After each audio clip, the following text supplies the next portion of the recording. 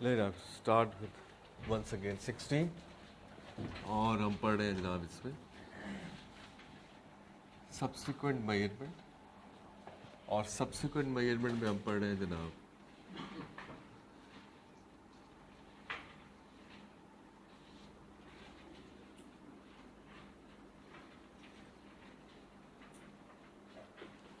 Revaluation model.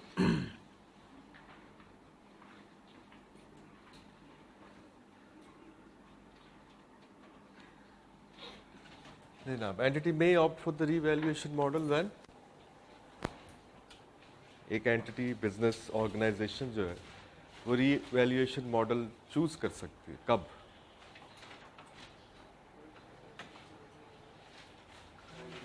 है जी sir. An entity may opt for revaluation model when और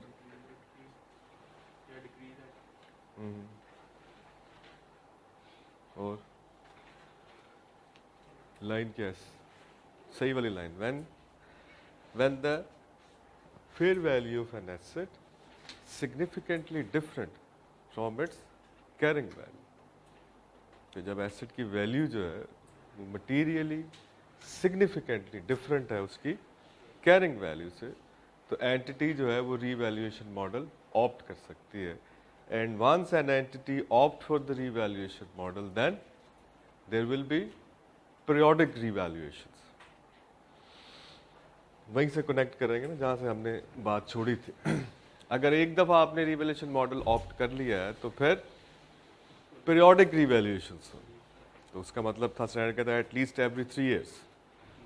और अगर एसेट की वैल्यू जो है वो बड़ी तेज़ी से चेंज हो रही है, रैपिडली चेंज हो रही है, वोलेटाइल है, तो फिर हमें कहा गया जी हर साल हर ईयर एंड पे रीवैल्यूएशन करें। याद आ रही बात? और दूसरी इंपॉर्टेंट बात क्या थी? What was the other important thing?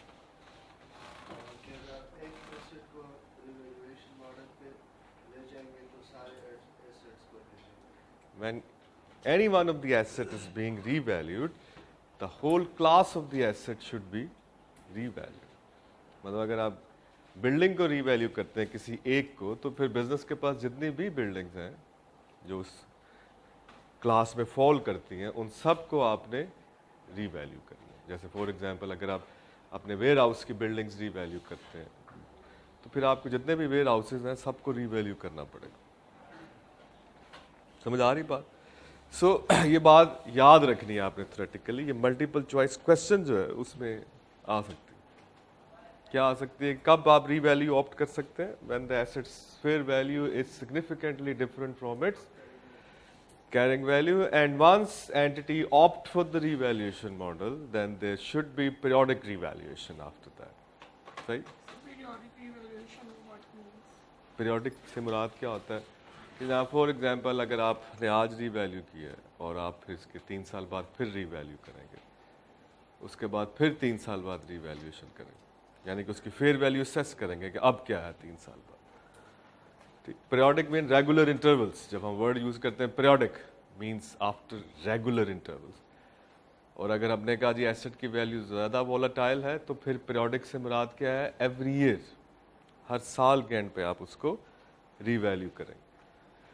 ले जाओ रीवैल्यूएशन मॉडल पे हमने इसका थ्योरेटिकल रिक्वायरमेंट जो है वो हो गया। अब हम बात कर रहे थे कि जनाब अगर आप रीवैल्यू करते हैं किसको? एक नॉन डेप्रिसिएटिंग एसेट को,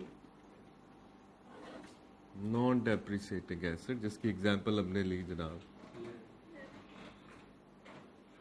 हमने कहा जी फॉर एग्जांपल लैंड। अगर आप एक नॉन डेप्रिसिएटिंग एसेट को रीवैल्यू करते हैं तो क्या होएगा? जब आप इसको फर्स्ट टाइम रीवैल्यू करेंगे, वेरी फर्स्ट टाइम, तो दो बातें हो सकती हैं। द वन इज कि इसकी वैल्यू में इंक्रीज आ जाए, इसकी फेयर वैल्यू जो है वो इसकी कैरिंग वैल्यू से ज्यादा हो। एक पॉसिबिलिटी ये हो सकती है that fair value is greater than the carrying value at that time. Fair value is greater than the carrying value, the very first possibility. ठीक हो गया? तो हमने कहा जी इस डिफरेंस को, जो फेयर वैल्यू और कैरिंग वैल्यू के दरमियान डिफरेंस है, इसको आपने रिकॉर्ड कैसे करना है, हाउ टू रिकॉर्ड इट। तो अपने कहा जनाब लैंड अकाउंट डेबिट, यानी कि asset account debit to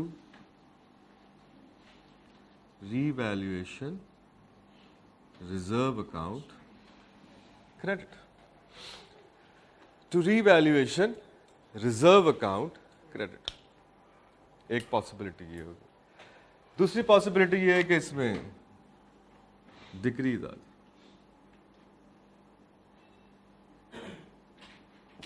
So there is a decrease, means the fair value is less than the carrying value. The carrying value is greater than the fair value. क्या हो जाएगा जनाब, fair value is less than the carrying value. तो जो difference है उसकी entry आप क्या करेंगे, तो मैं कहा जी इसकी एंट्री होगी क्या होगी जी एंट्री,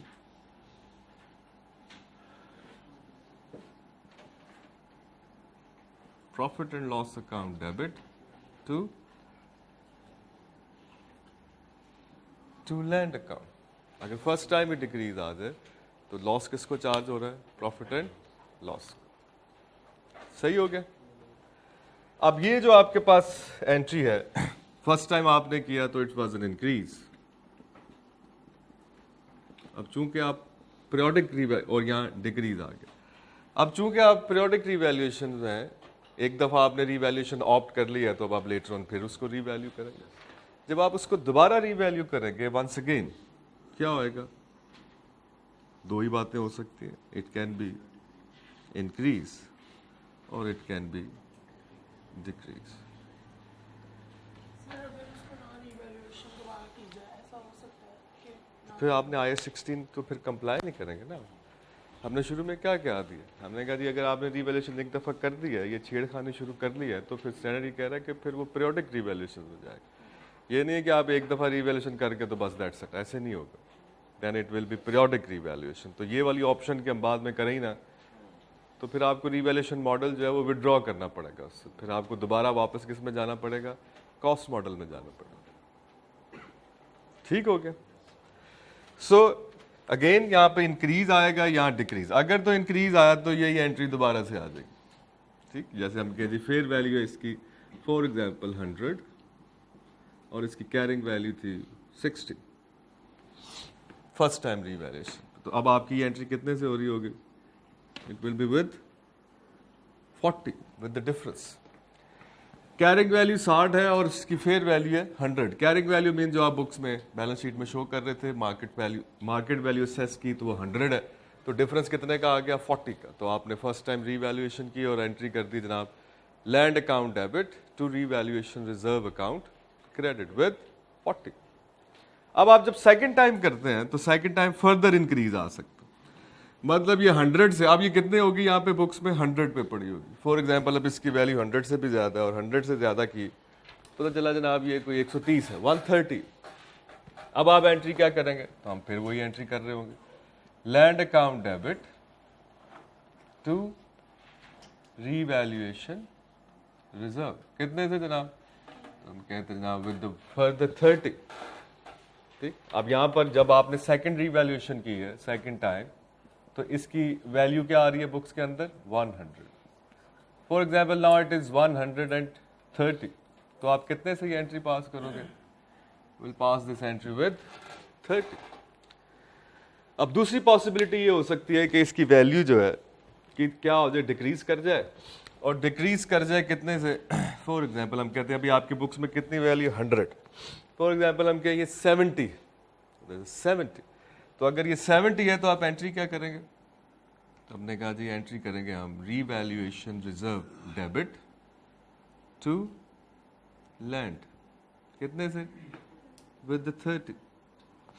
और अगर लॉस इस 40 से भी ज़्यादा हो जाए जो आपने प्रीवियसली रीवैल्यूएशन रिजर्व में रिकॉर्ड किया है, तो ओवर एंड अबव किसको चार्ज हो जाएगा, प्रॉफिट एंड लॉस अकाउंट। यानी कि अगर मैं यहाँ पर 30 की बजाय क्या कर दूँ, डिक्रीज 50 का डिक्रीज कर दूँ, तो अब मेरी क्या एंट्री बनेगी, तो हम कहते हैं जनाब टू लैंड अकाउंट क्रेडिट, कितने से, तो हमने कहा जी 50 से। Revaluation reserve account debit, how much, up to the extent of the reserve, कितना है जनाब 40, so we will debit it with 40. So where is the difference? So the difference will be charged to profit and loss account. ये बात हम पहले कर चुके हैं, तो अब चूंकि 3-4 दिन का गैप आ गया, मैं कि दोबारा से उसको कनेक्ट करूँ। याद है ना ये सारा टेबल? इसी तरह पेपर पे आप टेबल बना लें ताकि आपको याद रहे कि स्टैंडर्ड की जो मल्टीपल सिचुएशंस हैं उसमें आपने जर्नल क्या पास किया। ठीक हो गया? यानी कि द स्टोरी स्टार्ट विद, पहली पॉसिबिलिटी ये है कि जब आप first time revaluation model opt करें तो एसेट की वैल्यू उसकी कैरिंग वैल्यू से बढ़ जाए। So the entry will be asset account debit to revaluation reserve. अब चूंकि आप पीरियोडिक रीवैल्यूएशंस में हैं तो नेचुरली आपको again you have to revalue the asset later years में। अब लेटर ईयर्स में जब आप उसको रीवैल्यू करेंगे तो एक पॉसिबिलिटी है कि उसकी वैल्यू फर्दर इंक्रीज कर जाए, तो ये तो कोई इशू नहीं है, तो वही एंट्री पास हो जाएगी, that is land to revaluation reserve with the difference. दूसरी पॉसिबिलिटी ये है कि ये डिक्रीज कर जाए। अब ये जब डिक्रीज करेगी तो यहां पे आपने देखना है कि डिक्रीज कितना आया है। वो डिक्रीज रीवैल्यूएशन रिजर्व में जितना गेन है उसी के ऑलमोस्ट उससे कम है, तो सारे का सारा चार्ज हो जाएगा किसको? Revaluation reserve. लेकिन लेटर ईयर्स में अगर डिक्रीज उस रिजर्व से भी ज्यादा आ जाए तो ओवर एंड अबव किसको चार्ज करना है? Profit and loss. Got it? चले अब इस साइड पे आ जाते हैं। जी सर। इसकी एंट्री जरा दोबारा रिपीट कर दें, अगर डिक्रीज होगा तो इसकी एंट्री क्या होगी? इंक्रीज की क्या एंट्री? इंक्रीज की लैंड अकाउंट डेबिट और revaluation account, revaluation reserve. Increase की एंट्री पास करो ना। लैंड अकाउंट डेबिट और टू रीवैल्यूएशन अकाउंट। ठीक हो गया। अब डिक्रीज आ गया, अब क्या करोगे? अब इसको रिवर्स कर देंगे। इंक्रीज आपने रिकॉर्ड किया asset account debit, reserve account credit. अब डिक्रीज कैसे आप करेंगे रिकॉर्ड? कॉमन सेंस ये कहती है इसको रिवर्स कर दें। Reserve debit, asset account credit. अब अगर लॉस उस रिजर्व की अमाउंट से भी ज्यादा है जो आपके पास अकाउंट में पड़ा है तो कॉमन सेंस ये कहती है कि उसमें तो उतना ही लॉस चार्ज हो सकता है जितना गेन पड़ा हुआ। अगर लॉस उस गेन से भी ज्यादा हो जाए तो फिर तो आप कहते हैं फिर over and above will be charge to the profit and loss account. ठीक हो गया? तो पी एंड एल डेबिट हो जाए। अब यहां से जब आप आगे चलेंगे, जैसे आपने कहा जी इसकी फेयर वैल्यू और कैरिंग वैल्यू जी इसकी 60 थी, तो इसकी फेयर वैल्यू लेट सपोज हम कहें 45। फर्स्ट टाइम आपने रीवैल्यू किया और उसकी फेयर वैल्यू कम आ गई उसकी कैरिंग वैल्यू से, तो अब उस पर कोई रिजर्व नहीं पड़ा हुआ। इसका मतलब है फर्स्ट टाइम लॉस किसको चार्ज हो जाएगा? प्रॉफिट एंड लॉस को। कितना चार्ज हो गया जनाब? 50। ठीक हो गया? बैलेंस जो है रिवैल्यूएशन रिजर्व का, ये कभी मतलब डेबिट साइड का नहीं होगा? नहीं, इक्विटी में क्रेडिट होगा या जीरो होगा? जी सही। इट विल बी क्रेडिट और जीरो। जी सही होगा। इसके बाद जनाब लेटर ईयर्स में क्या हो सकता है? अगर आपका फर्स्ट ईयर में डिक्रीज आ जाए तो लेटर ईयर्स में क्या हो सकता है? तो हम कहते हैं वही दो बातें हो सकती हैं, या तो इंक्रीज आ जाए या फर्दर डिक्रीज आ जाए, दो ही बातें होंगी। अब अगर इंक्रीज आ जाए तो आपने फॉर एग्जांपल हम कहते हैं जी लेटर ईयर्स में इसकी वैल्यू जो है आपने दोबारा से इसकी, अब इसकी वैल्यू क्या होगी बुक्स में 45। अब हम कहते हैं अब इसकी वैल्यू हो गई है कोई 70। नो इट्स 70 होगी बात इसकी वैल्यू, 45 से 70 होगी। अब आप कितने से लैंड को डेबिट करोगे? तो हम कहते हैं land account debit with 25, land account debit with 25। Credit किसको करें? अब यहां पे I16 फिर हमें बताता है जनाब, जब आप एक ऐसे एसेट को रीवैल्यूएशन मॉडल में उसकी वैल्यू इंक्रीज करेंगे जिस पे प्रीवियस ईयर्स ने आपने लॉस चार्ज किया होगा प्रॉफिट एंड लॉस को, तो इंक्रीज सबसे पहले किसको क्रेडिट होगा? प्रॉफिट एंड लॉस को, up to the extent of the loss which has been previously charged. कि आपने पी एंड एल को कितना क्रेडिट करना है? उतना जितना आपने प्रीवियस ईयर्स में इस पे लॉस पी एंड एल को चार्ज किया। तो उसका मतलब मैक्सिमम क्रेडिट हम कितना दे सकते हैं? So the maximum credit is 15 over and above again revaluation reserve। ये याद रखनी है आपने बात। ये वाली एंट्री और ये वाली एंट्री एग्जामिनर की फेवरेट। ओके, जब आपसे रीवैल्यूएशन मॉडल करवाएगा तो 1-2 साल आगे लेके जाएगा और ये दोनों चीज़ें टेस्ट करेगा आपसे। तो इन दो एंट्रीज को स्टैरिक लगा लें अपने नोट्स में। किसमें आपको यहाँ से एंट्री से पता नहीं चल रहा?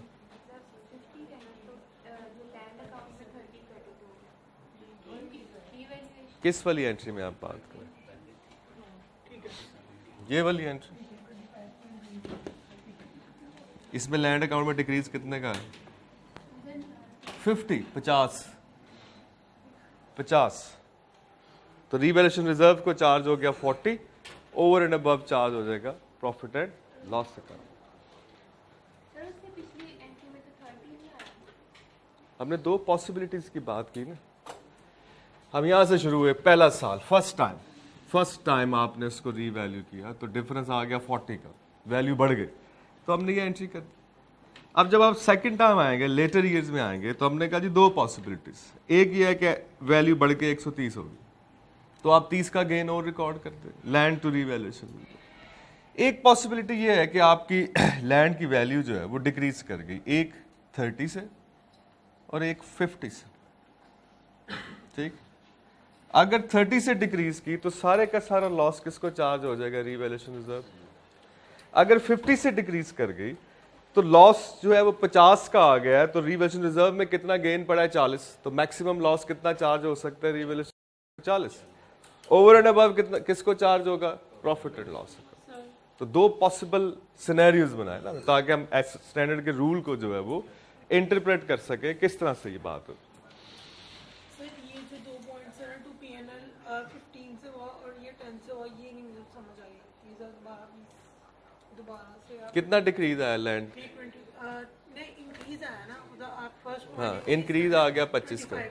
हाँ, तो लैंड अकाउंट डेबिट हो गए। जी, क्रेडिट किसको करना? क्रेडिट के लिए रीवैल्यू। अब देखें, क्रेडिट हम रीवैल्यूएशन रिजर्व को करते हैं, लेकिन अब हम एक ऐसे एसेट को रीवैल्यू कर रहे हैं लेटर ईयर्स में जिस पर प्रीवियस ईयर्स में हमने P&L में लॉस चार्ज किया हुआ। कितने का लॉस चार्ज किया हुआ? 15। इसका मतलब लेटर ईयर्स में जो एसेट की वैल्यू में इंक्रीज आएगा उसका गेन सबसे पहले आप किसको क्रेडिट करेंगे? Profit and loss account. कितना क्रेडिट करेंगे? जितना प्रीवियसली आपने उस पर लॉस चार्ज कर रहे। तो P&L क्रेडिट हो गया मैक्सिमम 15 से, ओवर एंड अबव किधर चला जाएगा? रीवैल्यूएशन। और अगर डिक्रीज आ गया फर्दर तो फिर तो वही एंट्री है, P&L debit, land account credit. ठीक हो गया जी, याद रहेगी बात? आगे चलें, ये हमने पहले पढ़ ली हुई सारी बात। अब हम चलते हैं जनाब second, and that is the game now. अब आ जी हमारे पास डेप्रिसिएटिंग एसेट।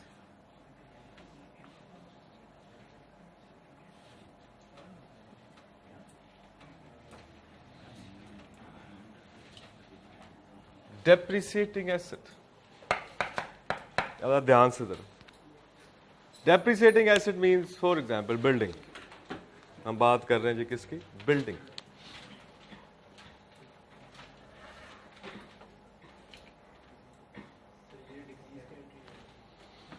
सॉरी, डिक्रीज की एंट्री आप बताएं क्या होगी? फर्दर डिक्रीज आ जाए तो क्या एंट्री करोगे? यहां से चलना है आपने, इधर से। एसेट को प्रीवियसली हमने रीवैल्यू किया तो उसकी वैल्यू कम थी, उसकी फेयर वैल्यू से हमने एंट्री कर दी P&L टू एसेट। आगे आए तो जनाब 45 हो चुकी थी, 40 हो गई, और क्या एंट्री करेंगे आप? इसीलिए नहीं लिखी मैंने, वही आगे फिर दोबारा हो जाए। Profit and loss account debit, land account credit. सही हो गया जी? सॉरी, ये लेटर सेकंड, ये सिचुएशन है। दो, आपने एक एसेट को जब फर्स्ट टाइम मेथड ऑप्ट किया तो उसकी वैल्यू ज्यादा थी उसकी कैरिंग वैल्यू, तो हमने गेन रिकॉर्ड कर लिया रीवैल्यूएशन रिजर्व में। अब आप इधर आएंगे तो सेकंड सिनेरियो, कि जब आपने रीवैल्यूएशन मॉडल ऑप्ट किया तो उस एसेट की फेयर वैल्यू कैरिंग वैल्यू से कम थी। अब चूंकि इस पर प्रीवियसली कोई रीवैल्यूएशन गेन नहीं पड़ा तो हमने सारा लॉस चार्ज कर दिया प्रॉफिट में। सो दो स्टार्टिंग सिनेरियोज है ना, ये फर्क सही हो गया जी। चलें जी आगे। तू एक जन आगे आ जाए, तुसी बाज ही नहीं आना गल्लां करन।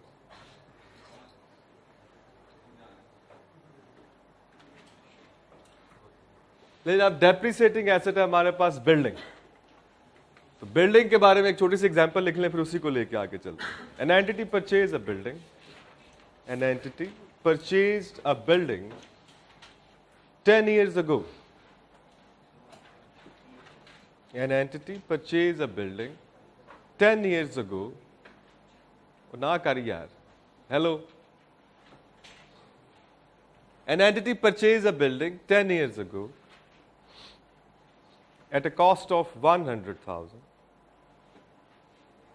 At a cost of 100,000 with a nil residual value. Cost of 100,000. With a nil residual value. Depreciation method, 2% straight line. Depreciation method, 2% straight line. At the start of the 11th year, at the start of the 11th year,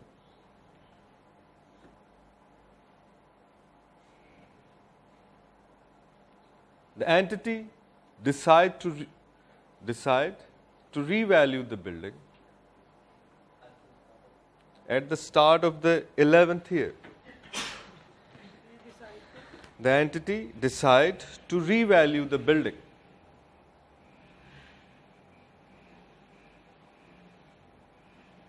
The fair value at that time, the fair value at that time, अब दो scenario हमने बनाने, okay, there are two scenarios. पहले लिखें, the fair value at that time is 110,000, 110,000, number one scenario, 1,10,000 उसकी fair value, ठीक हो गया, 1,10,000, 110,000। सेकेंड सिनेरियो बनाया, the fair value at that time is 95,000,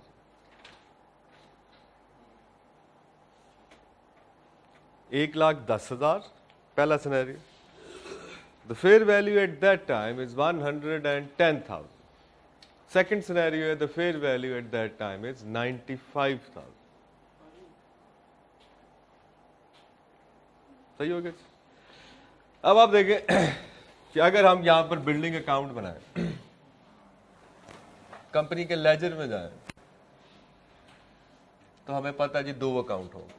एक होगा बिल्डिंग अकाउंट जिसपे कितना बैलेंस पड़ा होगा, 1 लाख, और एक होगा इसका अकामुलेटेड डेप्रिसिएशन अकाउंट, और इस पे कितना बैलेंस पड़ा होगा, तो हम कहते हैं इस पे बैलेंस पड़ा होगा कोई 2% के हिसाब से 10 सालों का 20,000। 10 साल खत्म होगा, यानी कि eight the start of the 11th year अगर हम लेजर निकालें कंपनी के बिजनेस के लेजर में से बिल्डिंग से रिलेटेड, तो हमारे पास दो अकाउंट आएंगे। बिल्डिंग अकाउंट में बैलेंस पड़ा होगा 1 लाख, और 10 सालों की अकामुलेटेड डेप्रिसिएशन पड़ी होगी। तो अगर आप 1 लाख का 2% लें तो 2,000 आ जाएगा, उसको मल्टीप्लाई कर दे 10 से, तो 10 सालों की अकामुलेटेड डेप्रिसिएशन कितनी बनती है, 20,000। सही हो गया जी। अब हमें कहा जी at the start of the 11th year, 11वें साल के शुरू में, at the start of the 11th year the entity decide to revalue the building. यही बात हुई, और हमने कहा जनाब दो सिनेरियो हमने बनाए, देयर आर टू सिनेरियोस। पहला सिनेरियो हमने बनाया कि एसेट यानी कि बिल्डिंग की फेयर वैल्यू है 1,10,000। The first scenario is this, ऐसे ही है। नाउ द क्वेश्चन जो हम सीखना चाह रहे हैं वो ये है, pass the journal entry, pass the journal entry for revaluation. क्या आपने इसको रीवैल्यू कर। ठीक हो गया। अब IAS 16 ये कहता है कि जब आप डेप्रिसिएटिंग एसेट रीवैल्यू करें ना, तो जिस दिन आप उसको रीवैल्यू करेंगे उस दिन तक की जितनी अकामुलेटेड डेप्रिसिएशन है उसको जीरो कर दो, मेक इट जीरो। ठीक हो गया। अब हमारे पास कितनी डेप्रिसिएशन आ चुकी है इसके ऊपर? 20,000। इसको अगर मैंने जीरो करना हो तो क्या करना चाहिए? हमारे पास कोई हल ही नहीं है इसके अलावा। अगर जीरो करना है इसको डेबिट कर दें।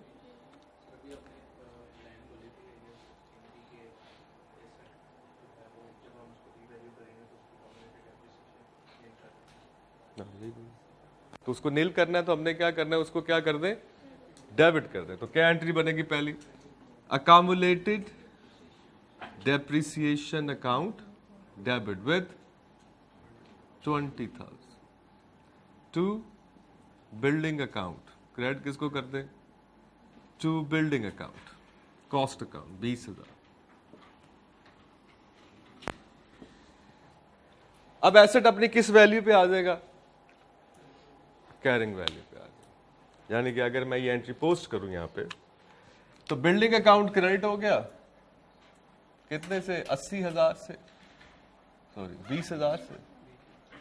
और अकामुलेटेड डेप्रिसिएशन अकाउंट जो है वो डेबिट हो गया विद 20,000। अब ये बैलेंस, अकामुलेटेड डेप्रिसिएशन अकाउंट का बैलेंस क्या आ रहा है? 0। और बिल्डिंग अकाउंट का बैलेंस क्या आ रहा है? 80,000, जो कि उसकी कैरिंग वैल्यू है as compare to the fair value. Fair value कितनी है? 1,10,000। अब आप उसको उसकी कैरिंग वैल्यू से इंक्रीज कर दें टू द फेयर वैल्यू। कितने का इंक्रीज इंक्लूड करना हमने? तो हमने कहा जनाब 80 से 1,10 कितना बन गया? 30,000।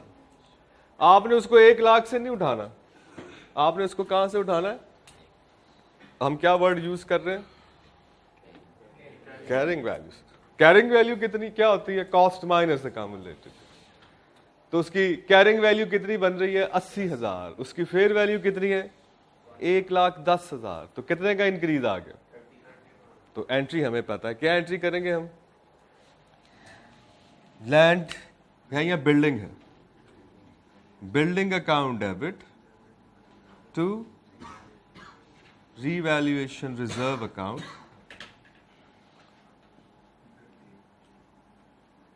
Account credit. कितने से जनाब? तो हम कहते हैं जनाब 30,000 से 30,000। सही हो गया। Land building account debit to revaluation reserve account credit. अब आप फर्स्ट टाइम रीवैल्यू कर रहे थे तो उसकी वैल्यू में इंक्रीज आया, तो हमने सारा इंक्रीज किसको क्रेडिट कर दिया? Revaluation reserve account. रूल वही है जो हम पहले कर रहे हैं, लेकिन सिर्फ एक नई चीज हम इसमें डाल रहे हैं। ये डेप्रिसिएटिंग एसेट है, तो जब आपने इसको रीवैल्यू करना है तो इसकी डेप्रिसिएशन सबसे पहले आपने क्या कर देनी है? 0 कर, नील कर देनी। ठीक होगा जरा। अब इन दोनों को मिला के एक एंट्री भी बन सकती है ना? बनाओ भाई, इन दोनों को मिला के एक एंट्री बनाओ। बिल्डिंग अकाउंट 10,000 डेबिट हो जाएगा और अक्यूमुलेटेड डेप्रिसिएशन अकाउंट 20,000 से डेबिट होएगा और रिवैल्यूएशन। सही हो गया जरा। दोनों को मिलाएं तो एक एंट्री बन सकती। इसका मतलब हम बड़े आराम से जो एंट्री कर सकते हैं सादा से काम में, वो ये है। Step number 1, reset the accumulated depreciation to 0। तो उसको 0 करने का तरीका क्या है? कि उसको डेबिट कर दे। Accumulated depreciation account debit with 20,000। Credit the revaluation reserve account with the difference of fair value and the carrying value. यही करना ना हमने, कि अगर एसेट की फेयर वैल्यू कैरिंग वैल्यू से बढ़ गई है तो आपने उस डिफरेंस से उसको क्या कर देना है? क्रेडिट कर देना। To revaluation reserve account credit. कितने से? 30,000। ये 30,000 कहां से आया? इसकी फेयर वैल्यू है जनाब 1,10,000 और इसकी कैरिंग वैल्यू थी 80,000, तो डिफरेंस से क्रेडिट हो गया। अब इन दोनों के दरमियान जो फर्क है वो कितने का है? 10,000 का। और किस साइड पे लिखें तो डबल एंट्री पूरी होती? राइट इट है। किसको डेबिट होगा? उस एसेट को जो रीवैल्यू हो। इसके मतलब ये दोनों एंट्रीज का कंपाउंड इफेक्ट ये, तो हम बजाय इसके कि हम दो एंट्रीज करें, we can pass this single one as well. Building account debit, accumulated depreciation account debit to revaluation reserve account credit. इसका मतलब है यहां पर अगर आप इसको पोस्ट करें तो इधर क्या आ जाएगा, रीवैल्यूएशन रिजर्व. कितने से? 30,000. ठीक होगा जी. इधर आ जाएगा एक और अकाउंट, रीवैल्यूएशन रिजर्व.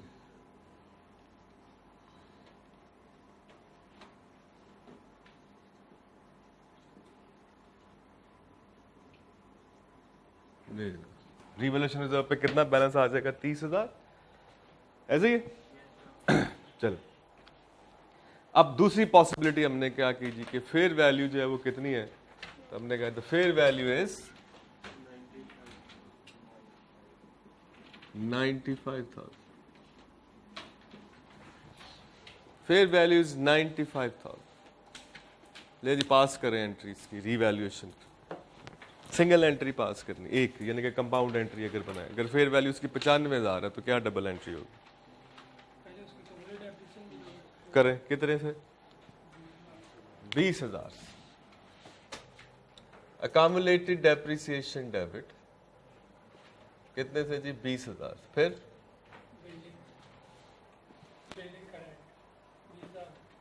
20,000. तो ये वाली एंट्री होगी. मैं कह रहा हूं मैं ये वाली करूं.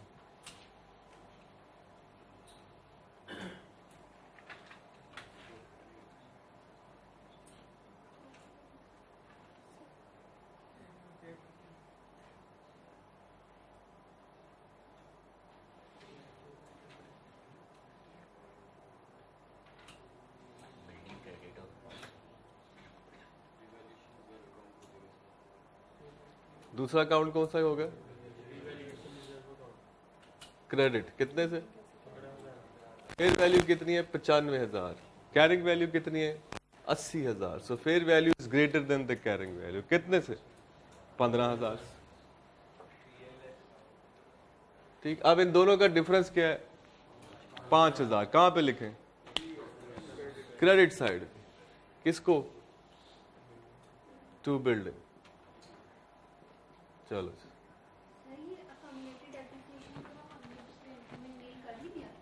बिल्कुल नील कर दिया था, लेकिन हम दो सिनेरियोज बनाते हैं ना. मतलब मैं जब भी बात कर रहा हूं दो से, एक पॉसिबिलिटी है कि ये वैल्यू, यानी कि फर्क क्या है दोनों में, कि इसका जो इंक्रीज आया फेयर वैल्यू में, ये उसकी कॉस्ट को भी एक्सीड कर गए. उसकी कॉस्ट कितनी थी? 1 लाख. तो फेयर वैल्यू उस 1 लाख को भी एक्सीड कर गई. उस सिचुएशन में मैंने क्या किया है कि इंक्रीज तो आया लेकिन उसका वैल्यू कॉस्ट से नीचे ही रहा. दोनों में फर्क है ना. अगर आप गौर करें, एनालाइज करेंगे ये दो पॉसिबिलिटीज जो सर करा रहे हैं, ये क्या गेम क्या है इसके पीछे. If you look at here, 1,10,000 fair value, इसका मतलब है the fair value exceeds the assets cost. Building की कॉस्ट को भी बढ़ गई. फेयर वैल्यू 95,000, इसका मतलब है कॉस्ट को एक्सीड नहीं करती. ठीक. जब फेयर वैल्यू कॉस्ट को भी एक्सीड कर जाए तो बिल्डिंग अकाउंट डेबिट हो रहा है. देख रहे हैं यहाँ पे. और जब ये एक्सीड नहीं कर रही तो बिल्डिंग अकाउंट उतने से क्रेडिट हो रहा है जितने से वो एक्सीड नहीं कर. बाकी एंट्रीज ऑलमोस्ट वही रहती है. accumulated depreciation is always going to be 0. revaluation reserve account is always credited with the difference of the fair value and the carrying value. यहाँ पे स्टूडेंट अक्सर मिस्टेक करते हैं कि रिजर्व को क्रेडिट दे रहे होते हैं with the difference of fair value and the cost. It is not the cost, it is the carrying value. Carrying value means cost minus accumulated depreciation. अक्सर स्टूडेंट जो है वो इसको क्रेडिट दे रहे होते हैं with the difference of fair value and the cost. तो ये आपके ज़हन में, ये मैंने आपको इसलिए बता दिया कि अगर ज़हन में कभी वसवसा आए भी तो आपके ज़हन में आ जाए कि सर ने स्पेशली मना की हुई ये बात. It's not a difference of fair value and the cost, it's the difference of fair value and the carrying value. And the carrying value हमें सबको पता है, it's a cost minus accumulated depreciation. सही हो गया. तो ये दो पॉसिबल सिनेरियोज बना.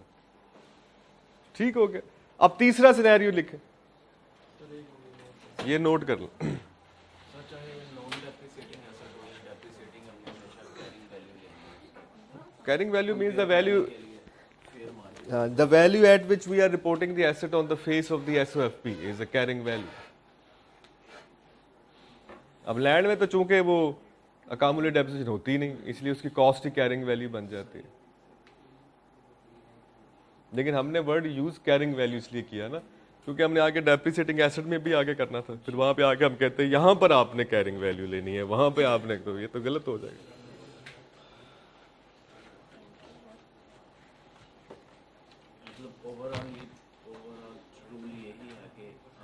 It's a difference of the fair value and the carrying value. Revaluation को हमने स्टार्ट ही कैरिंग वैल्यू से करना। क्योंकि जब आप रिवैल्यूएशन मॉडल ऑप्ट करेंगे तो समहाउ उससे पहले कॉस्ट मॉडल ही चल रहा होता है ना, ये तो नहीं हो सकता ना। हाँ जी, हो गया नोट।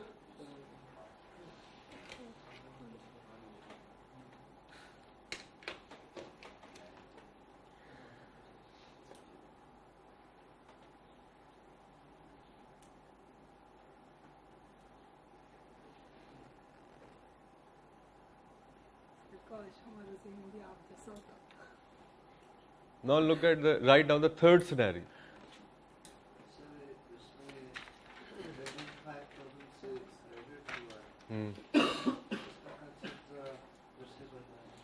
आप क्रेडिट करोगे तो वो 1,00,000 से 95,000 रुपये आएगा ना। उसकी कैरिंग वैल्यू क्या होनी चाहिए? फेयर वैल्यू के बराबर नहीं हो जानी चाहिए। देखो ना, यहाँ पर आपने क्या किया, बिल्डिंग अकाउंट अगर आप दोनों को इकट्ठा करें तो 10,000 से क्रेडिट हो रहा और डेबिट हो रहा, तो अब बिल्डिंग अकाउंट का बैलेंस क्या आएगा? 1,10,000 आएगा ना, जो कि इसकी फेयर वैल्यू। अब जब इसको 5,000 से क्रेडिट करोगे तो इसका बैलेंस क्या आएगा?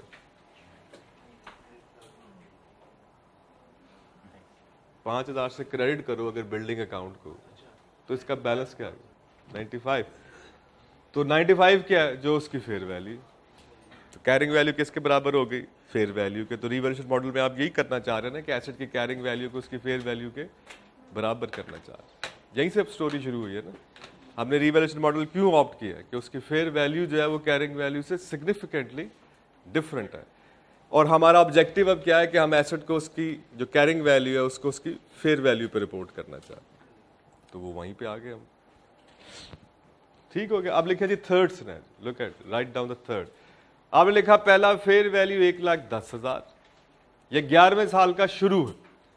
ये एग्जाम्पल मैंने अभी चलानी है इसको, इसलिए इसको खत्म नहीं करना आपने। पहला सिनेरियो हमने बनाया क्या कि फेयर वैल्यू है 1,10,000। दूसरा सिनेरियो हमने बनाया 95,000। अब आप लिखें फेयर वैल्यू है 70,000। Fair value is 70,000। Fair value is 70,000। Pass the revaluation entry. अगर उसकी फेयर वैल्यू 70,000 हो तो अब हम एंट्री क्या करेंगे? ये लैंड वाली साइड डिलीट कर दूं, बता दूं?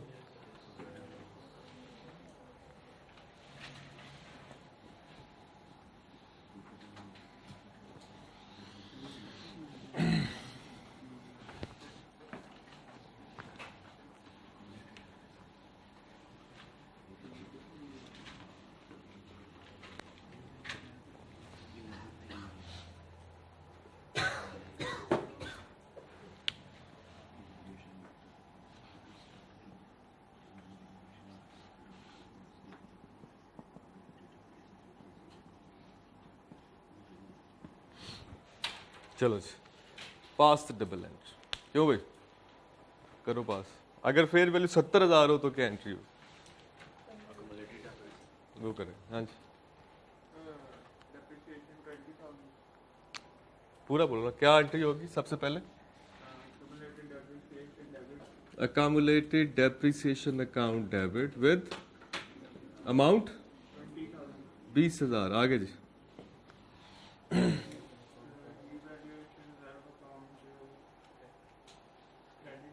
कितने से?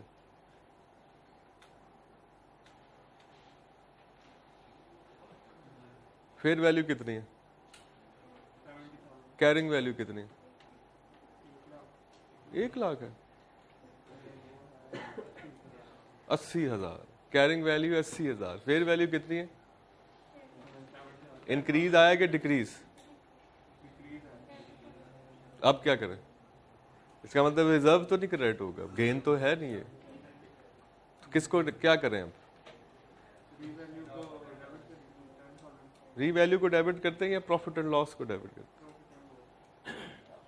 Profit and loss account debit कितने से?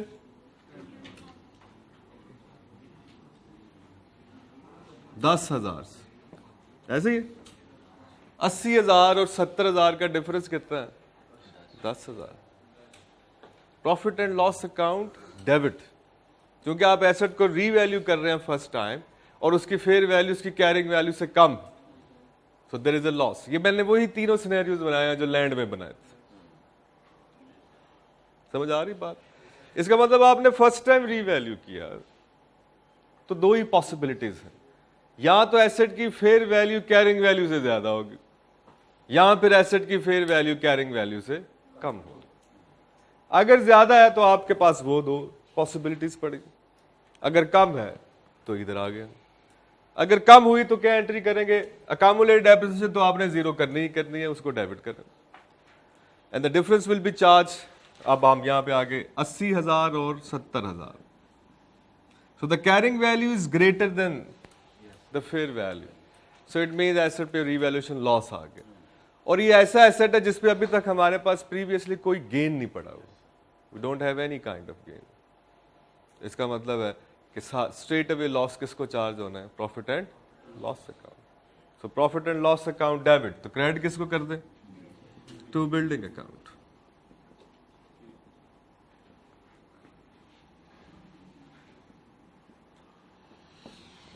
$30,000 the building account credit with 30,000।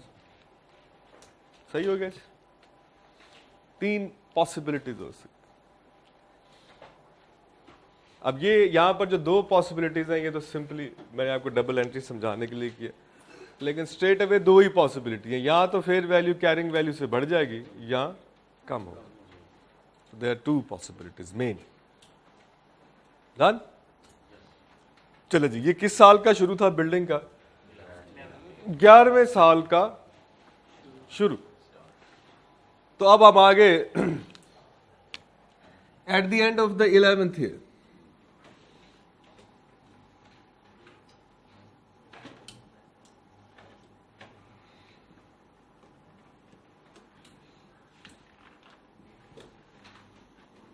And of 11th year, 11वें साल के एंड पे आ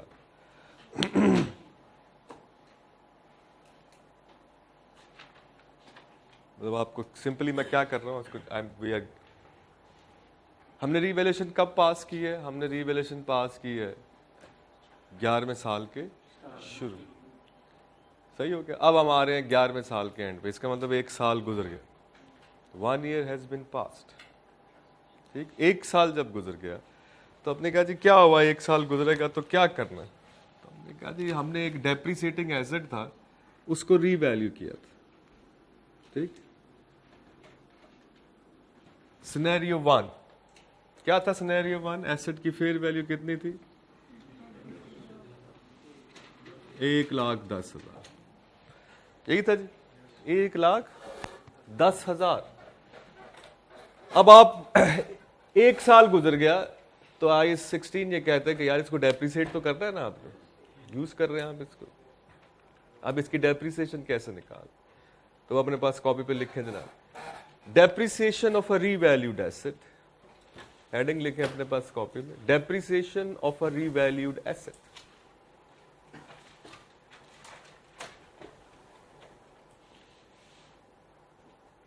depreciation of a revalued asset. Heading है। हाँ जी, हेडिंग बना लें। लिखे जी, revalued amount divided by remaining useful life. Revalued amount divided by remaining useful life. इससे पहले वो जैसे मर्जी डेप्रिसिएट हो रहा हो, आफ्टर रीवैल्यूएशन ये इस फार्मूले के तहत होगा। Okay, revalued amount divided by remaining useful life. अगर उसकी कोई रेजिडुअल वैल्यू हुई तो आप रीवैल्यूड अमाउंट में से माइनस करते हैं। ठीक हो गया, यानी कि revalued amount minus residual value if any divided by remaining useful life. सही हो गया। अब हमारे पास जो बिल्डिंग है इसकी रीवैल्यूड अमाउंट नहीं है हमारे पास, तो हम क्या करेंगे, 1,10,000 divided by remaining useful life. तो हमारी बिल्डिंग पे डेप्रिसिएशन रेट था पहले 2%, तो 2% के हिसाब से साल बनते हैं 50। ऐसे ही है, 10 साल गुजर चुके थे जब हमने इसको रीवैल्यू किया। सो रिमेनिंग लाइफ कितनी है, 40 साल। So it's 40 years. सो 1,10,000 को हम कितने से डिवाइड कर देंगे, 40 से 275 40 ईयर्स।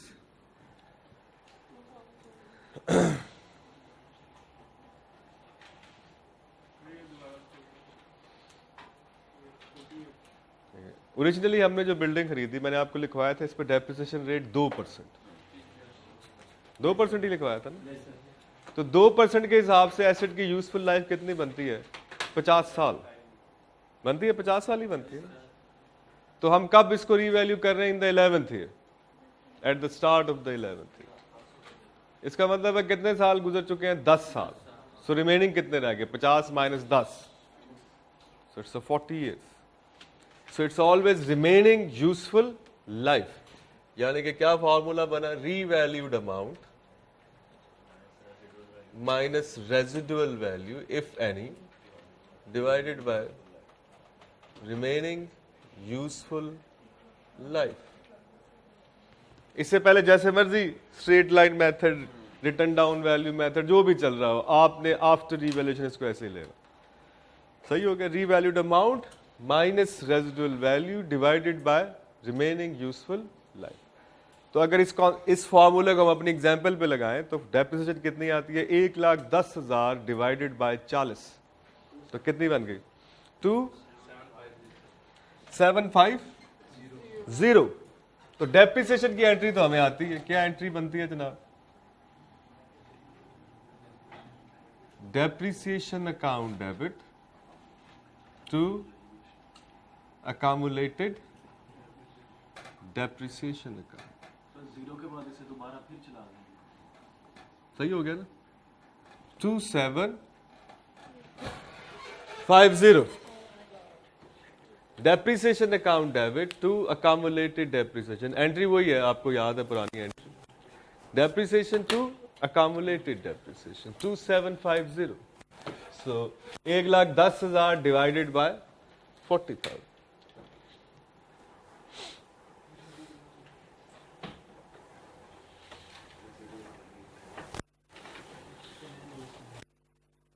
दूसरे सिनेरियो में क्या आएगी डेप्रिसिएशन, दूसरा सिनेरियो क्या है, हमारे पास एसेट की फेयर वैल्यू थी 70,000, तो अब क्या डेप्रिसिएशन आएगी,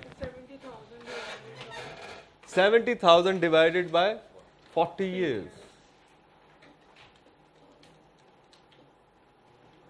आती है 1750। सही हो गया जनाब, 1,750। मतलब अगर मैं इसको आगे लेके चलूं तो डेप्रिसिएशन फिर किस पे निकलेगी, 70 पे। तो फॉर्मूला वही रहेगा, क्या, revalued amount divided by remaining useful life. तो 70,000 डिवाइडेड बाय 40, अब आ जाएगी 1750। इसका मतलब क्या हुआ, अब यहां पर जो नोट करने वाली बात है वो ये है कि जब हम एक डेप्रिसिएटिंग एसेट को रीवैल्यू करते हैं तो before revaluation and after revaluation उसका डेप्रिसिएशन एक्सपेंस चेंज हो जाता है। जो गौर करने वाली बात है यहां पर वो ये, अगर आप देखें बिफोर रीवैल्यूएशन इसकी डेप्रिसिएशन एक्सपेंस कितनी बन रही थी, 2,000। आफ्टर रीवैल्यूएशन इसकी डेप्रिसिएशन एक्सपेंस बन रही है 2,750। अगर आप एक 10 वाले केस में चलते हैं और अगर आप यहां चलते हैं तो ये बनती है 1750। सही हो गया जनाब, गॉट इट। लीजिए अब हम कहते हैं जनाब कि ये जो सर ने कंपैरिजन कराया, जरूर इसका कोई गेम होगी आगे, जो कह रहे हैं कि जनाब डेप्रिसिएशन चेंज हो गई। अब आपको याद होगा आपने जब revaluation reserve first time class में शुरू किया तो आप में से कंपनी लॉ पढ़ा हुआ था बच्चे ने, उन्होंने कहा सर ये एक अनरियलाइज्ड गेन, याद आ गई? तो हमने कहा जी ये रियलाइज कब होता है? When it is going to be realise. तो हमने कहा एक इसका रियलाइजेशन पॉइंट ये है कि जब आप एसेट बेच दें, सही। दूसरा ये है कि जब आप एसेट को रिमेनिंग लाइफ पे यूज करें और उसकी डेप्रिसिएशन जब आप लेंगे, तो अब आप देखें डेप्रिसिएशन एक्सपेंस जो है वो पहले से अगर सिनेरियो 1 में देखें तो ज्यादा हो गया ना। और आपको याद होगा मैंने बड़ी अच्छी तरह यहां पे एक्सप्लेन किया था कि depreciation is an application of matching concept, याद है आपको? तो इसका क्या मतलब था कि ऑलमोस्ट जितने हम एक्सपेंस ले रहे हैं इस एसेट से हम उतना गेन या रेवेन्यू भी रियलाइज कर रहे हैं, इसको हम इस्तेमाल कर रहे हैं। तो हम ये समझते हैं जितना हमने इसको यूज किया है उस हिसाब से इसकी कॉस्ट जो P&L में जानी चाहिए वो इतनी, याद है? आफ्टर रीवैल्यूएशन हम ये देखते हैं कि जनाब इसका एक्सपेंस बढ़ गया, इसका मतलब है इसके एक्सपेक्टेड बेनिफिट जो है वो भी बढ़ गए होंगे, हर साल वो भी बढ़ रहे होंगे। इसका मतलब है कि जनाब ये जो गेन है जो आप रिकॉर्ड कर चुके हैं इसके ऊपर कितना 20,000 का, 20,000 ही किया हुआ, 30,000, 30,000 का गेन हमने इस पे रिकॉर्ड किया हुआ है। ये रियलाइज होता जाएगा कैसे? जैसे जैसे आप एसेट को आने वाले सालों में डेप्रिसिएट करते जाए। और इसकी रियलाइज्ड अमाउंट अप्रोक्सीमेटली कितनी होगी? तो हम कहते हैं उतनी जितनी इसकी वजह से एक्सेस डेप्रिसिएशन आ रही है। और वो कितनी आ रही है एक्सेस डेप्रिसिएशन? 750, 750। पहले कितनी आ रही थी डेप्रिसिएशन पर ईयर? 2,000। अब कितनी आ रही है एक्सेस डेप्रिसिएशन? कितनी है? 750। तो अप्रोक्स, अब जरूरी नहीं है कि इतनी ही होगी, तो हम कह रहे हैं अप्रोक्सीमेटली कितना बनता है गेन हर साल रियलाइज कितना हो रहा है? 750। अब ये ऐसे भी निकल सकता है कि ये 30,000 को अगर आप 40 से डिवाइड कर दें तो तब भी निकल आएगा ये, क्योंकि इसी ने रियलाइज होना ना रिमेनिंग लाइफ पे। तो 30,000 को डिवाइड करें 40 से तो तब भी 750 ही आएगा। इसी की वजह से एक्सेस डेप्रिसिएशन आ रही है, इस 30,000 की वजह से ही आ रही है ना।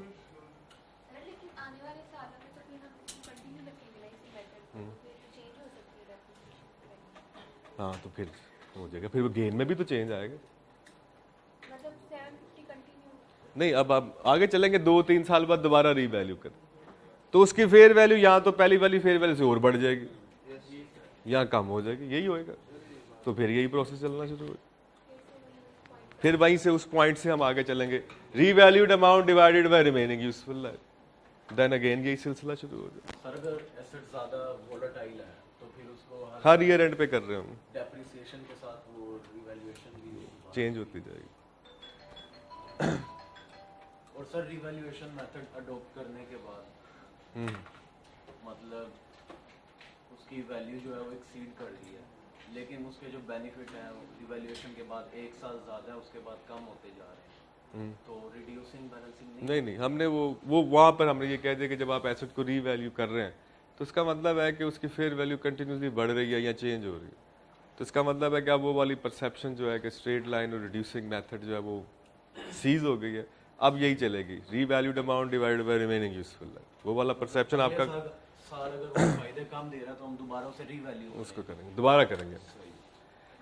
ठीक हो गया जी। अब हमने कहा जी क्या हो गया, हमने एक और इवेंट अपनी किताबों में ले आए और वो इवेंट का नाम क्या है? Realisation of revaluation reserve. Realisation of revaluation reserve के रिजर्व रियलाइज हो रहा है, इसका जर्नल क्या है? How to record the realisation of revaluation reserve. ये हेडिंग लिख ली और इसकी आगे डबल एंट्री लिख ली। The double entry for the realization of revaluation reserve is revaluation reserve. Revaluation reserve account debit to retained earnings to retained earnings account. सही हो गया? Revaluation reserve account debit to retained earnings account. अब यहाँ पर important बात यह है कि मैंने प्रॉफिट एंड लॉस नहीं लिखा है यहाँ पे, और ये प्रॉफिट एंड लॉस है भी नहीं। इसका मतलब है P&L में नहीं ट्रांसफर हो रहा है, ये डायरेक्ट इक्विटी में मूवमेंट। रीवैल्यूएशन रिजर्व से फिगर निकल के रिटेन्ड अर्निंग्स में चलेगी, यानी कि statement of changes in equity के अंदर ये मूवमेंट आएगी। ये P&L में आपने जीपी के बाद या कहीं पे इनकम नहीं इसको बनाना। It has to be revaluation reserve account debit, retained earnings credit, और हमेशा जब रियलाइज होगा तो यही एंट्री होगी। ठीक, और कितने से होगी? हमारी एग्जांपल में ये 750 excess depreciation due to the revaluation, क्योंकि ये रियलाइज होता जा रहा है ना। आपने लॉ में पढ़ा होगा कि रीवैल्यूएशन रिजर्व में से आप डिविडेंड नहीं दे सकते। उन्हें कहा होगा क्यों नहीं दे सकते, उन्हें टीचर ने आपको बताया होगा क्योंकि ये रियलाइज नहीं होता। चलिए आप पढ़ लें। लॉ नहीं पढ़ रहे हैं? अगले बार।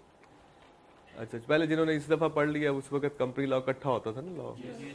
बहरहाल जब आप कंपनी लॉ पढ़ेंगे ना तो उसमें वो आपको एक बात बताएगा कि अगर कंपनी की फाइनेंशियल स्टेटमेंट में रीवैल्यूएशन रिजर्व अकाउंट पड़ा है तो गेन ही है ना, है तो गेन। एसेट की वैल्यू में इंक्रीज आया था तो किया, तो क्या इसमें से शेयर होल्डर को डिविडेंड नहीं दे सकते? तो लॉ आपको कहेगा नहीं दे सकते। तो अब आप कहेंगे क्यों नहीं दे सकते? तो लॉ एक्सप्लेनेशन करता है कि जनाब इसके अगेंस्ट कंपनी के पास कैश नहीं है, it's a notional gain, it's simply a figurative gain. क्या आपने कहा जी एसेट की वैल्यू बढ़ गई है तो आपने गेन रिकॉर्ड कर लिया, कैश वैश तो नहीं आया ना आपके पास। तो अब कहते जी अब हम कहते 1 साल गुजरा, आपने उस एसेट को इस्तेमाल किया, उससे चीजें बनाई, आपने बेची, ऐसे किया है ना। इसका मतलब है पैसे वैसे आने शुरू हो गए उससे, इसका मतलब है गेन रियलाइज होना शुरू हो गया। जब गेन रियलाइज होगा तो आपने ये एंट्री की, रीवैल्यूएशन रिजर्व में से फिगर निकाली, डेबिट किया, रिटेन्ड अर्निंग में डाल दी। अब रिटेन्ड अर्निंग में उसका कैश इफेक्ट आ गया ना, रियलाइज हो गया। जैसे रिसीवेबल आप रिकॉर्ड करते हो, सेल करते हो, तो वो क्या करते हो आप रिकग्नाइज कर लेते हो रिसीवेबल डेबिट, फिर बाद में उसका कैश आ जाता, तो आप क्या एंट्री करते हो? Cash to receive. इसका मतलब है कि रियलाइज हो गया। ठीक है ना, आपने 10 रुपए वाली चीज 12 रुपए में बेची, 2 रुपए का प्रॉफिट हो गया, लेकिन अभी रिसीवेबल्स पैसे नहीं मिले, आपने रिसीवेबल 12 से डेबिट कर दिया, तो आपने कहा जी 2 का प्रॉफिट है, but the profit is still unrealised. जैसे कैश आया तो आपने एंट्री कर दी कैश टू रिसीवेबल्स, तो अब वो 2 रुपए का प्रॉफिट क्या हो गया? रियलाइज्ड हो गया। अब उसमें हम ये फर्क क्यों नहीं रखते? क्योंकि उसमें पता होता है कि ये महीने 1.5 महीने बाद पैसे आ जाने, उसमें ये तो नहीं ना होना कि आने ही नहीं पैसे। लेकिन यहां पर हम ये देखते हैं कि ये जो गेन आपने रिकॉर्ड किया है 30,000, ये कब रियलाइज हो सकता है? या तो जब आप एसेट को बेच दें। अब नॉन डेप्रिसिएटिंग एसेट जो है लैंड, उसका गेन रियलाइज ही तब होगा जब आप उसको बेचेंगे, क्योंकि वो तो डेप्रिसिएट भी नहीं होते, याद है ना आपको। तो इसका मतलब लैंड का गेन ऐसे ही बुक्स में चलता रहेगा जब तक कि आप उसको बेचेंगे नहीं, और जब आप बेचेंगे तो तब आप ये एंट्री कर रहे होंगे revaluation reserve to retained earning. लेकिन एक डेप्रिसिएटिंग एसेट जो है, चूंकि आप उसको लाइफ रिमेनिंग लाइफ पे इस्तेमाल कर रहे हैं और उसकी डेप्रिसिएशन भी ले रहे हैं, तो IAS 16 ये कहता है कि उसका गेन रियलाइज होता है जैसे जैसे आप उसको डेप्रिसिएट कर रहे होते हैं। और चूंकि रीवैल्यूएशन की वजह से उसका डेप्रिसिएशन एक्सपेंस भी बढ़ा होता है, जो इस बात की दलील है कि उसके एक्सपेक्टेड बेनिफिट पहले से ज्यादा हो चुके। ठीक, तो जितने से ज्यादा हो चुके हैं उतना आप समझ लें कि गेन हर साल रियलाइज हो रहा है। यहां पे वो ये नहीं कहता कि that is the exact figure, कहते हैं approximately the gain realise per year. तो पर ईयर कितना गेन रियलाइज हो रहा है? It is equal to the excess depreciation due to the revaluation. तो रीवैल्यूएशन की वजह से जो एक्सेस डेप्रिसिएशन आ रही है, ऑलमोस्ट वही अमाउंट गेन की रियलाइजेशन अमाउंट। इसका मकसद ये होता है कि ये गेन जब आप रिटेन्ड अर्निंग में ट्रांसफर कर रहे होते हैं तो now you can pay the dividend from the retained earning. समझ आ गई बात? कंपनी के थ्रू ये रहती है ना कि पैसे आपको बाद में अगली कंपनी से मिल जाए। अगर अगली कंपनी मतलब फ्रॉड कर जाए, फिर मतलब कहीं भी चली जाए, तो उसके पैसे कैसे क्लेम होते हैं? नहीं हो पाते अगर लॉ भी उसको नहीं ढूंढ पा रहा। मतलब ਤੁਸੀਂ ਲਾਸ ਚਾਰਜ ਕੋਈ ਬੈਡ ਡੈਟਸ ਚਾਰਜ ਨਹੀਂ ਕੀਤੇ ਕਦੀ? हैं ਬੈਡ ਡੈਟਸ ਨਹੀਂ ਰਿਕਾर्ड ਕੀਤੇ जी ਕਦੀ? किए हैं, ਤੇ ਉਹ ਕਰ लो तो उसका लॉस हो गया। तो हो गया बस। हो अकाउंटेंट को क्या लगे, अकाउंटेंट ने तो बस रिकॉर्ड करना, आप इतने दिल पे क्यों ले रहे हैं? ना प्रॉफिट में से आपको बस तनख्वाह ही मिलनी है। आप लॉस है तो रिकॉर्ड करें, लॉस गेन है तो रिकॉर्ड करें गेन, आपने तो अपनी तनख्वाह ही लेनी है ना बस। आप दिल पे क्यों ले रहे हैं? जी sir, it's a distributable retained earning is a law की जुबान में it's a distributable profits. Reserve is undistributable. Revaluation reserve is an undistributable. You cannot give a dividend from here to the back to the shareholders until unless it is being realized. अगर law की ज़बान में अगर मैं बोलूँगा तो ये फिर ये बने. So this is undistributable reserves. This is distributable reserve because the dividend is being paid by the companies from the retained earnings. इसलिए हम इसको कहते हैं ये distributable reserve. यहाँ पे रिवैल्यूएशन रिजर्व है 30,000, उसको हमने बिल्डिंग के लेजर में पोस्ट कर दिया। उसके बाद जब अगली एंट्री किया तो उसमें भी 5,000 का वो क्रेडिट हुआ था। वैसे वो आप मैं ज़रा जो है ना वो मुझे लगता है मैं ही मिस्टेक करता हूँ। ये दूसरा सिनेरियो है। आप पहले सिनेरियो को दो सिनेरियो इकट्ठा कर लेते हैं। हम किसको लेके चल रहे हैं, हम इसको लेके चल रहे हैं। आप इधर से आ गए हैं, वो एक सेपरेट सिनेरियो। इधर से आ गए, पहली एंट्री की आपने ये, दूसरी आपने की ये। अब एक साल बाद आपने एसेट की ली डेप्रिसिएशन, जब डेप्रिसिएशन ली तो गेन रियलाइज हुआ, तो फिर ये एंट्री की। आप पहली एंट्री ये बनेगी, this one is the first, second, ये सिनेरियो 1 जा रहा, 3 and that is the fourth. उसको नहीं मिलाना आपने, वो डिफरेंट सिनेरियो। अगर आप उसको लेके चलेंगे तो फिर डेप्रिसिएशन एक्सपेंस डिफरेंट होगा। फिर कितना होगा? फिर हम कहेंगे एसेट की रीवैल्यूड अमाउंट है 95,000, then it will be divided by 40। 95,000 divided by 40, अब आएगा डेप्रिसिएशन एक्सपेंस। अब उसकी रियलाइजेशन अमाउंट भी डिफरेंट आएगी। तो दो डिफरेंट सिनेरियो हैं।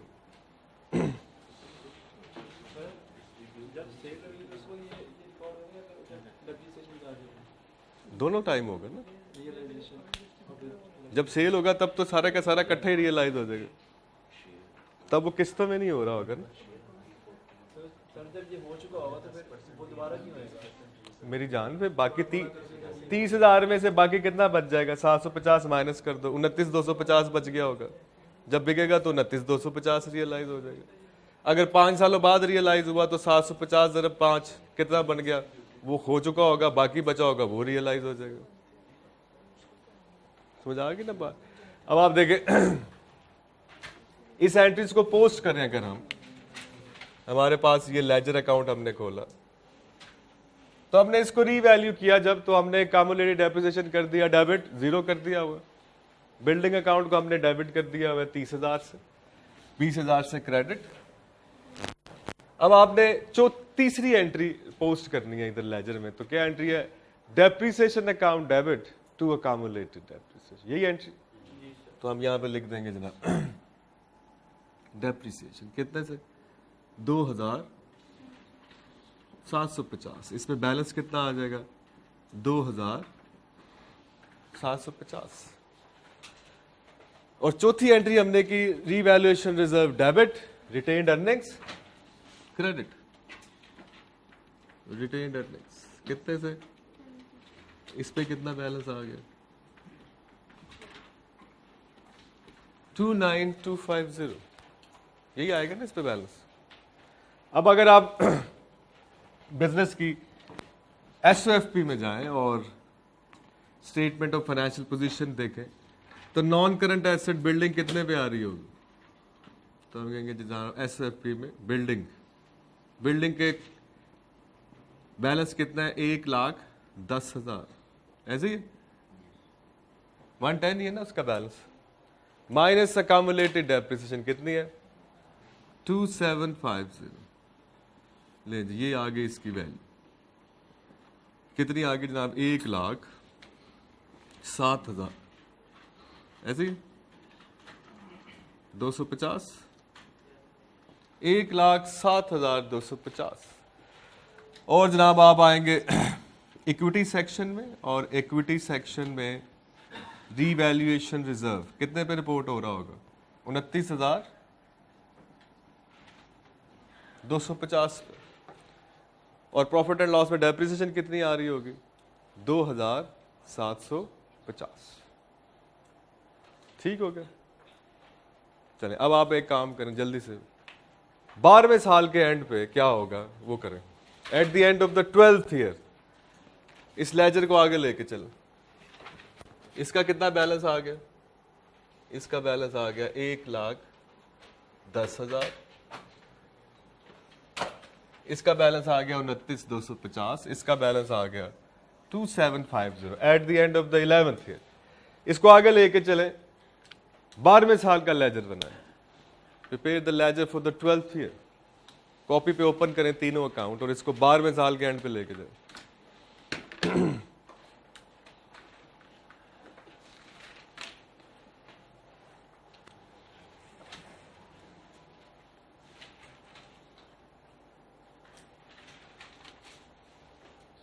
तो ये इक्विटी में जो रिवैल्यूएशन रिजर्व का बैलेंस आएगा वो revaluation reserve minus realisation minus realisation जो होगी 750 डेबिट कर दिया ना तुमने इसको, तो ऑटोमेटिकली वो बैलेंस उसके बाद का आ गया। तीनों अकाउंट बनाए फॉर द 12th ईयर। 12वें साल के शुरू के ओपनिंग बैलेंस डालने क्या आएंगे? बिल्डिंग का बैलेंस क्या आ गया ओपनिंग? 1,10,000। अकामुलेटेड डेप्रिसिएशन का बैलेंस क्या आ गया? 2,750। रिवैल्यूएशन रिजर्व का ओपनिंग बैलेंस क्या आ गया?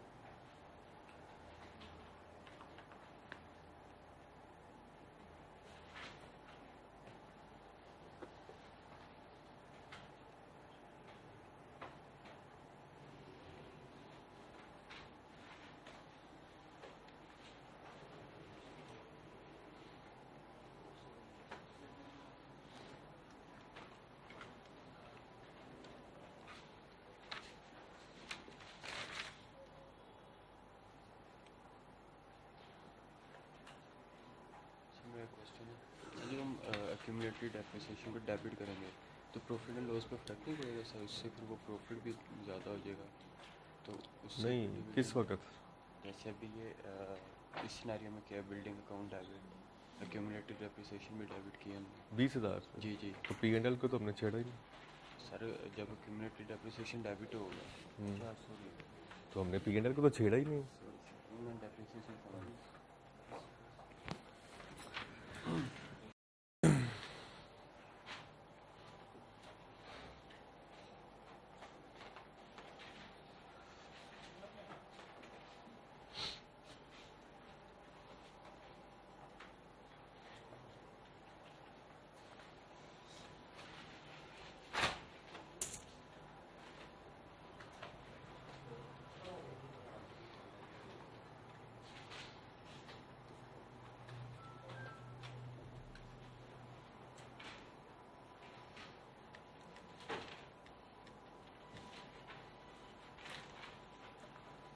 ये क्या कर रहे हो?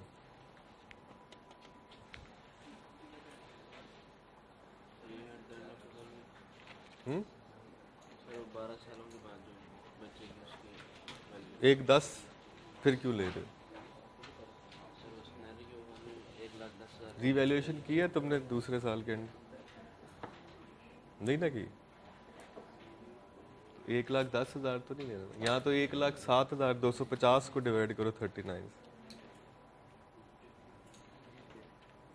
अगर तुम्हें 39 ही डिनोमिनेटर में लेना है तो फिर अपना न्यूमरेटर तो ठीक करो ना।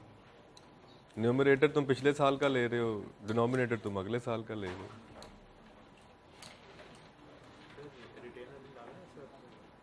नहीं नहीं वो नहीं।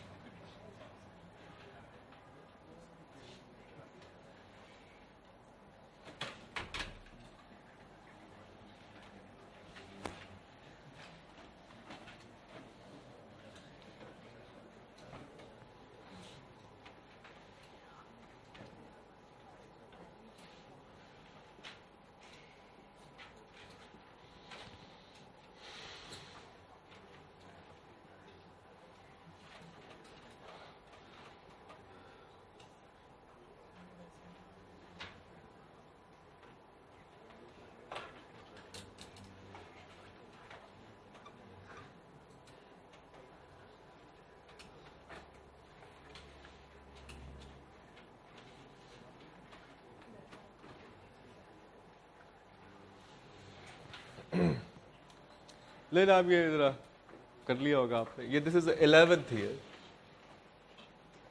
हमने अभी बनाया। बिल्डिंग की कैरिंग वैल्यू आ रही है 1,07,250, रीवैल्यूएशन रिजर्व पे रिमेनिंग बैलेंस है 29,250 और फॉर द ईयर डेप्रिसिएशन है 2,750। जब आप 12वें साल के एंड पे जाएंगे तो दोबारा यही होने वाला। अब चीजें उस वक्त तक नहीं चेंज होंगी जब तक आप इसको दोबारा रीवैल्यू नहीं करेंगे। Now this things will goes on like this. 12वें साल में एसेट फर्दर डेप्रिसिएट होगा, यही डेप्रिसिएशन आएगी। अभी मैं देख रहा था कॉपी, एक स्टूडेंट ने 1,10,000 डिवाइडेड बाय 39 लिखा हुआ, तो हो सकता है आपके ज़हन में भी किसी के ये वसवसा आ रहा हो। ठीक आया, तो आपने 1,10 डिवाइड बाय 39 लिख दिया। ठीक, तो अब तो रीवैल्यूएशन नहीं हुई ना, मैंने तो नहीं कहा कि उसको दोबारा 1,10 पे रीवैल्यू कर दिया, कहा है हमने ये कोई बात? अभी तो हमने किया ही नहीं, अभी तो हमने कहा वो चल रहा है ऐसे ही। इसका मतलब है हर साल जो है वो डेप्रिसिएशन अब तक अब वैसे ही है। क्या है, हमने पिछले साल इसकी डेप्रिसिएशन रीसेट की है, revalued amount divided by remaining useful life, और हमने कहा जनाब 1,10,000 डिवाइडेड बाय 40, तो हमारे पास पर ईयर डेप्रिसिएशन आ गई अब 2,750। ये अब तक, अब उस वक्त तक नहीं इसमें चेंज आएगा जब तक आप इसको दोबारा रीवैल्यूएशन नहीं करते। तो यहां पर ये 2,750 आएगा।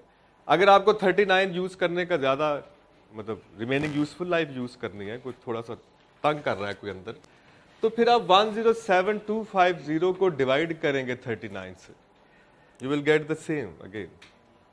क्योंकि पहले 1,10 ने 40 सालों में डेप्रिसिएट होना था, अब 2,750 तो आप कर रहा है, अब 1,07,250 ने डेप्रिसिएट होना है 39 ईयर्स में। तो न्यूमरेटर और डिनोमिनेटर सेम सेम रखे ना। आप न्यूमरेटर ले रहे हैं इस साल के एंड का और डिनोमिनेटर ले रहे हैं पिछले साल का, तो फिर कैसे ठीक आएगी?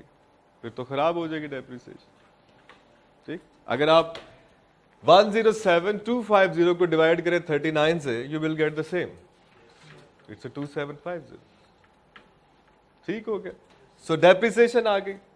अब डेप्रिसिएशन आ गई तो इसकी कैरिंग वैल्यू क्या बनेगी? यू विल माइनस 2,750 फर्दर, यही करोगे ना। अकामुलेटेड डेफिसिट का बैलेंस कितना हो जाएगा? 2,750 प्लस 2,750, 5,000। ठीक हो गया। अब इसकी कैरिंग वैल्यू क्या आ गई? तो हम कहेंगे ना 1,07,250 माइनस 2,750 कितना आ गया? 1,05,000। सही हो गया। ये फर्दर रियलाइज हो गया कितने से? 750 से। सो 2,9,250 माइनस 750 कितना आ गया? 28। अब चाह मैं आपसे ये रहा था कि आप इसको इस तरह से, अब एक साल आगे हम और भी लेके जा सकते हैं, बगैर लेजर बनाए लेके जा सकते हैं। Now we know the what are the movements. It will be reduced by per year depreciation. 105,000 minus 2,750, what we will get? 10 कितना आ जाएगा? 2,250, 1,02,250। ऐसे ही है? 1,02,250। एक साल और गुजर गया ना, तो 750 और रियलाइज हो जाएगा, माइनस 750। क्या एंट्री करनी है आपने? Revaluation reserve debit retained earnings. इसका मतलब है रियलाइजेशन में रीवैल्यूएशन रिजर्व डेबिट होता है तो माइनस ही हो रहा होगा। So minus 750। जी सर।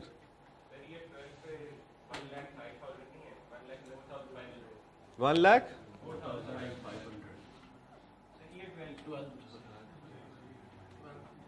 कितना आ रहा है? 1,00,000, 1,04,000। सॉरी, अब आप इसको 13th ईयर पे भी लेके जा सकते, ऐसे ही 13वें साल पे भी लेके जा सकते हैं। अब अगर आप एक सवाल लिख लें और घर से ट्राई कीजिएगा और फिर कल हम इस पे बात करेंगे। लिखें, eight the start of the 14th year, लिखें, इसी क्वेश्चन को आगे लेके जाना। Eight the start of the 14th year,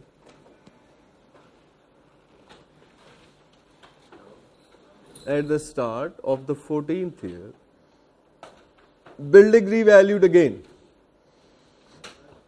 At the start of the 14th year, the building revalued again. This time the fair value of the building is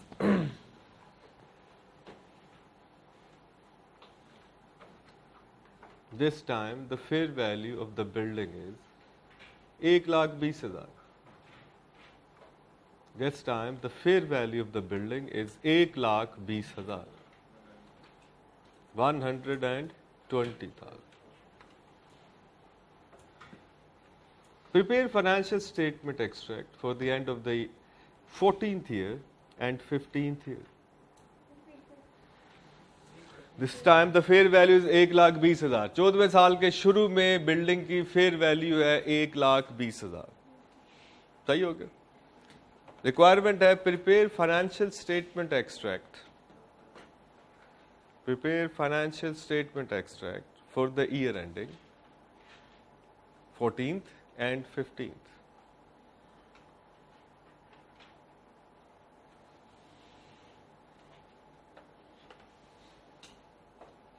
सही हो गया? 14वें और 15वें साल के एंड पे आपने क्या बनाना है? ये बनाना है जो मैं बना रहा हूं. फाइनेंशियल स्टेटमेंट एक्सट्रैक्ट बनाना है. बिल्डिंग की कैरिंग वैल्यू क्या होगी बैलेंस शीट में 14वें साल के एंड पे? रिवैल्यूएशन रिजर्व में क्या होगा और डेप्रिसिएशन कितनी होगी. ये तीन चीजें आपने बनाई. सही हो गया? इसी कॉन्सेप्ट को जो अभी हमने किया है इसी को आपने आगे लेके जाना. सही हो गया? 14वें साल के शुरू में रिवैल्यूएशन की एंट्री पास होगी. 14वें साल के एंड पे फिर डेप्रिसिएशन दोबारा से नई कैलकुलेट होगी. रियलाइजेशन ऑफ रिजर्व दोबारा से आएगा. कितना आएगा? सही हो गया? यही स्टोरी दोबारा से with the new figures. Sir ये जो सिनेरियो में बताया था 70,000 ये कल इसको आगे लेके चले. नहीं इसको आगे नहीं ये इसकी एंट्री जो उस पे दोनों तो 20,000 तो कम्युनिटी डेप्रिसिएशन में आ जाता और वो 10,000 जो है वो उसकी मतलब कि प्रॉफिट एंड लॉस. तो बिल्डिंग अकाउंट को 30,000 क्योंकि इसका प्रीवियस बैलेंस कितना है 1 लाख. इसको कितने पे लेके जाना है? 70 पे. तो जब तक 30 से क्रेडिट ही करोगे 70 इसका बैलेंस तो नहीं आएगा. देखो ना उसकी फेयर वैल्यू कितनी होगी? 70,000 होगी ना. तो उसकी कॉस्ट अकाउंट में उसके लेजर में वैल्यू कितनी ओरिजिनली 1 लाख. अब आप उस एंट्री को पोस्ट करो. आप क्या कर रहे हो? बिल्डिंग अकाउंट क्रेडिट विद 20,000 और 10,000 से 2 दफा का हो रहा है ना 20 और 10. तो टोटल बिल्डिंग अकाउंट कितने से क्रेडिट हो रहा है? 30,000. बिल्डिंग अकाउंट कितने से क्रेडिट हो रहा है? 30,000 से. तो 1 लाख का उस पर बैलेंस पड़ा है और 30,000 से क्रेडिट होगा तो अब उसके बाद बैलेंस कितना आएगा? जो इसी पे लेके आना ना आप लोग. लेकिन आप सवाल लिख लिया. आपको समझ आ गया ना सवाल? घर बैठ के ये सारा रूल अप्लाई करना है दोबारा ताकि आप जब कल मैं आपको जो इस सिनेरियो में मैंने आगे लेके जाना है तो ये उसके एग्जैक्ट ऑपोजिट वे है. ठीक. तो जब आप वो ठीक हो जाएगा आपको तो इसको समझना बड़ा आसान हो जाएगा.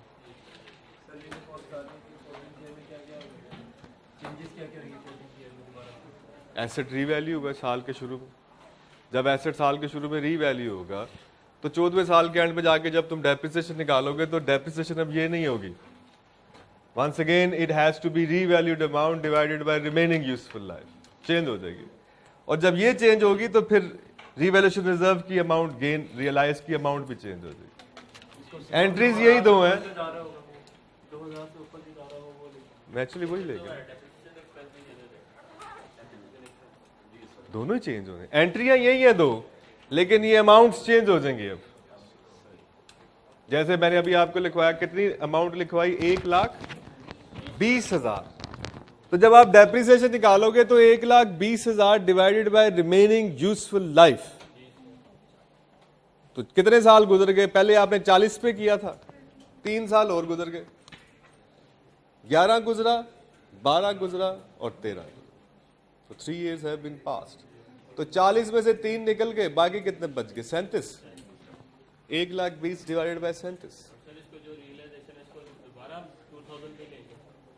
सॉरी 2000 भी लेंगे जैसे हमने इस पे लिया 750 उसको जो आप रीवैल्यूएशन रिजर्व आएगा ना आपका, उसका सारा तरीका ये होता है कि उसका बैलेंस पकड़े और उसको 37 से डिवाइड, रिमेनिंग यूजफुल लाइफ से डिवाइड कर देंगे, वो खुद ही पर ईयर आ जाएगा, कम ज़्यादा खुद ही ठीक हो जाएगा, क्योंकि उसने भी तो 37 सालों में ही रियलाइज होना है ना। तो डेप्रिसिएशन किसके साथ कंपेयर करना, रोला ही मुक जाता है। Balance divided by remaining useful life, वो भी वही आ जाएगा, क्योंकि उसने भी रिमेनिंग लाइफ पे रियलाइज होना। ले ला, थैंक यू।